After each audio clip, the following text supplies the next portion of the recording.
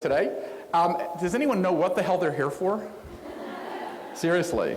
You're now at what I call a hackathon for event organizers. We're DC, we're all about art, we have all these amazing museums, and so what I said is that, you know, what's Art Basel Miami?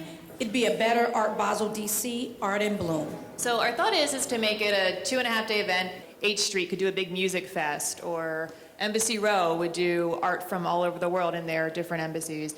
The third day would be the public event. So we would basically close off the entire area here between the convention center and, say, the Portrait Gallery, having a big festival. What makes us different is that we're going to actually showcase one of the top artists in DC to go on tour for Art Basel. So whether it's Art Basel Miami, they'll go to Art Basel Asia, Hong Kong, Art Basel in Switzerland, but they'll be commissioned here. They will be brought out and win this competition here. And what we would do is take, I think it's 6 of the monuments, and they would light up, they would create their art around that particular monument, and then that's the competition piece, and that artist that was selected from that would be chosen to travel Art Basel. And in terms of kind of leveraging some sponsorships, you know, part of the Art Basel Miami is, you know, BMW is a partner. We could work with Crayola to do some Party with a Purpose for some kind of children's art collaboration or contest. How many people are you thinking of having attend this community festival? 50,000. Oh yeah, like at least 50,000 Okay. over the course of 3 days. The 3 days. You left that out? I thought she was going to say something. Okay. It was okay. We talked about it a lot. Okay, great, thanks. Thank you so much. Who's next? And you guys want to go? Okay.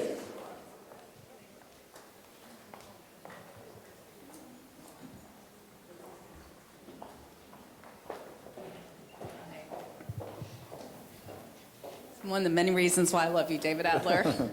See, it takes a problem that we've been wrestling with for a while now, and I think we may have come a long way to solving it in about 25 minutes. So I'm Ann Minotti, and I'm going to tell you very briefly about this project and then turn it over to a portion of my wonderful teammates who I think may have solved this. So in 2012, 14 national organizations banded together, and we signed something called the Declaration of Learning. And the point behind that was to put museum collections together with experts in learning and teaching, and to make education accessible for all, so that anybody with an internet connection could actually go and visit and learn from these wonderful historic objects and art pieces that are in museums in our nation's capital.